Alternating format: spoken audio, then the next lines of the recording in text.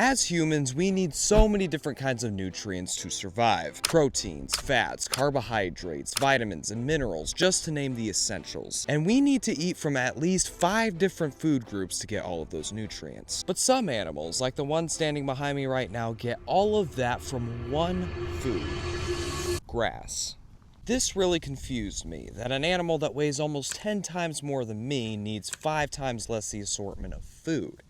But why? Why, when we eat grass, we get no nutritional value from it at all? Well, before we get into those questions, we first have to ask ourselves, what is grass? Well, grass is mostly made up of plant fiber, which is cellulose and hemicellulose. This cellulose, which grass is made of, is a tough carbohydrate, or sugar. And when I say it's tough, I mean really tough. It's literally the same material that makes up wood. And we humans cannot use it for nutrition because our bodies cannot digest it and break it down.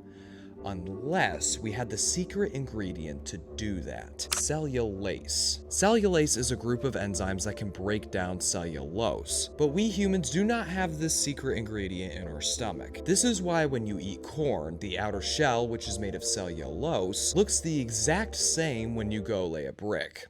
I had to say it somehow. But cows, as you can already guess, have this secret ingredient, cellulase, and a lot of it. It's common knowledge, if you're not a city slick and urbanite, that cows have a complex 4-chambered stomach. Those chambers, particularly the rumen, houses billions upon billions of microbes that produce, you guessed it, cellulase, to literally ferment the tough plant fibers in the grass they eat. To break those plant fibers down into versatile fatty acids, the grass has to go through a literal fermentation process in the cow's first chamber, the rumen. To put it simply, cows are basically walking fermentation tanks that provide food, warmth, and a stable environment for the microbes inside them producing cellulase. And in return, the microbes literally feed the cow. Those fatty acids I mentioned earlier that the plant fiber is broken down into provide 60 to 80% of the cow's total energy. But that's not all. In order to make this process go faster, cows then have to regurgitate the fermenting plant matter inside them and re-chew it. This is what you call the cud. And cows make it their 9 to 5 dairy parton job to chew the cud, doing it over and over again for over 8 hours a day. And that is how cows get their energy, their protein,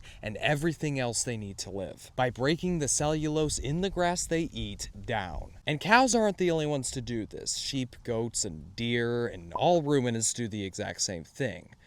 But what about horses? They don't chew their cud, and they still can live off of grass just like cows.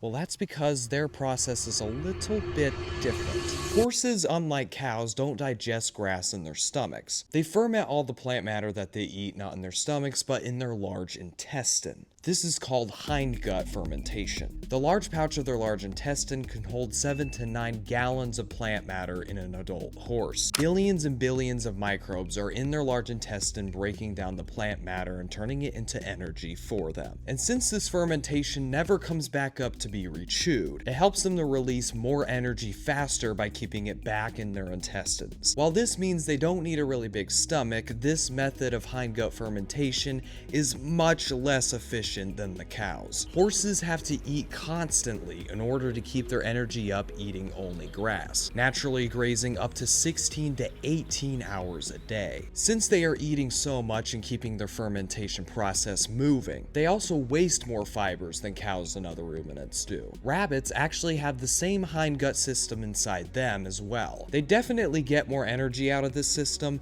but it takes a lot more eating to keep it up. I also forgot to mention that all animals in fact need salt to live, which on our farm we provide to our cows by using mineral feeders. But back then, cows and horses had an infinite range of pasture to roam, eat, and find salt deposits all they wanted. But now things have gotten a little bit more complicated since we fenced them in. In a perfect world, all grass-eating animals can survive on just grass alone. But now that we've introduced grain into livestock diets over many and many generations, some breeds of grass-eating livestock have acquired acquired a dependence for grain. Some breeds of cattle, like Wagyu, high-production milk cows, or cattle that have been raised on grain their whole lives, will not do very well on just a grass diet. Same with different breeds of other ruminants and horses. It's not that these animals can't survive on grass anymore, we have just bred them over time for performance, like faster growth, more milk production, and overall just more output, which grain helps support better than just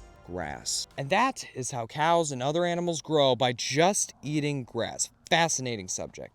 And now that you know this information, you are more prepared for life than you have ever been. I'm glad I could help. And I'll see you guys next time on That's a Farm.